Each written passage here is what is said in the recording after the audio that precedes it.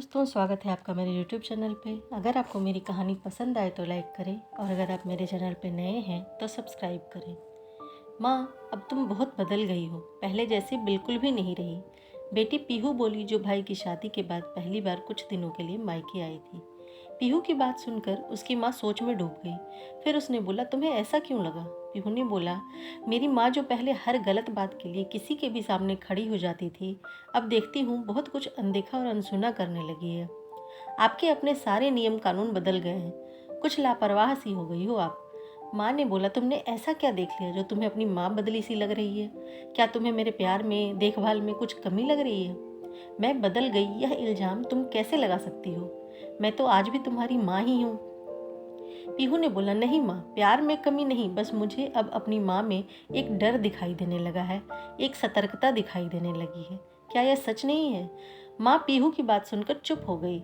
बताओ ना, मेरी बात सही है ना? पीहू ने कहा तो माँ अपने आप को रोक न पाई। उन्होंने बोला, यह डर है या कुछ और, मैं समझ नहीं पा रही हूँ। पर हाँ, जब से राहुल की शादी हुई है और पल्लवी घर आई है, मुझे एक डर बना रहता है कि कहीं मेरी किसी बात से पल्लवी को बुरा न लग जाए, मुझ पर बुरी सास का तमगा न लग जाए। सास तो वैसे भी बुरी ही मानी जाती है, भले ही वह कितनी भी अच्छी क्यों न हो। माँ की बात सुनकर पीहू बोली, इसी डर से कल तुम मेरे साथ अकेले शॉपिंग पर नहीं गई।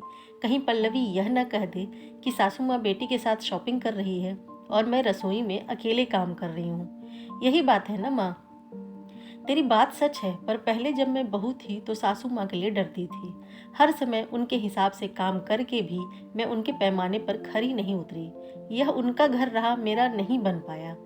सासू माँ जब तक जिंदा थी अपना हुक्म चलाती रही, कभी कोई काम मैं अपनी मर्जी से नहीं कर पाई। तुम्हारी बुआ जब आती थी सब मस्ती करते, मजाक करते, पर मैं रसोई में सबकी पसंद का खाना बनाती रह जाती, जबकि मेरा भी मन होता था कि मैं सबके साथ मस्ती करूं। अपने अनुभवों से सबक लेकर मैंने यह सोच लिया था कि मैं अपनी बहू को उसके हिसाब से जीने दूंगी, उसको कभी भी परायापन महसूस नहीं होने दूंगी। इसलिए जब से तू आई मैं रसोई भी बराबर संभाल रही, जिससे पल्लवी तुम लोगों के साथ समय बिता सके और रिश्ते की डोर मजबूत हो। रिश्ते औपचारिक नहीं, दिल से बने। पल्लवी अभी बच्ची है, घर के कामों में कच्ची है, पर मैं उसे ताने देकर रिश्ता खराब नहीं करना चाहती। इसलिए कुछ बातें उसकी भी अनदेखी करनी पड़ती है। एक मजबूत रिश्ते की बुनियाद के लिए कुछ अनदेखा, कुछ अनसुना करना जरूरी है, तभी तो रिश्ता सशक्त बनेगा। माँ ने मन की बात पीहू से कही। तभी पल्लवी अंदर आई और बोली, माँ, आपको डरने की जरूरत नहीं है। मुझे पता है सासू माँ के रूप में मुझे दूसरी माँ मिली है। आप निश्चिंत होकर दीदी के साथ एंजॉय करिए, मैं रसोई संभाल लूंगी। नहीं पल्लवी, काम तुम अकेले नहीं करोगी, माँ ने कहा। क्यों माँ? आखिर आपने भी तो यही किया था जब आप बहू थी। बहू को तो थोड़े समझौते और सामंजस्य करना ही पड़ता है, पल्लवी बोली। तब मैं बहू थी पल्लवी, इसलिए सासू माँ से दिल की बात नहीं कह पाती थी। लेकिन अब मैं सास हूँ और एक बहू की भावनाओं को अच्छी तरह से समझती हूँ, क्योंकि कभी मैं भी उसी दौर से गुजरी थी।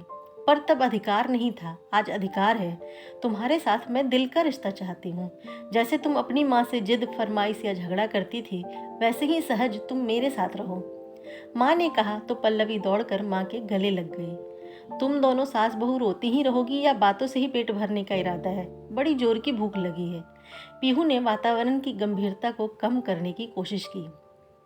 आपकी पसंद की दाल, कचौड़ी और आलू की सब्जी बनाई है, चलिए खाने की टेबल पर, पल्लवी बोली। तुझे कैसे पता? मुझे कचौड़ी और आलू की सब्जी बहुत पसंद है, पीहू ने आश्चर्य से पूछा। मैं माँ की दूसरी बेटी हूँ, इसलिए मुझे सब पता है, शरारत से आंखें घुमाते हुए पल्लवी बोली।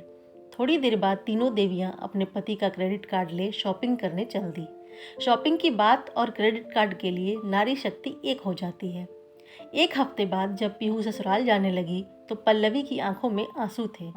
दीदी कब आओगी? अब आपके रूप में मुझे एक बहन मिल गई। मुझे हमेशा लगता था काश मेरी कोई बहन होती।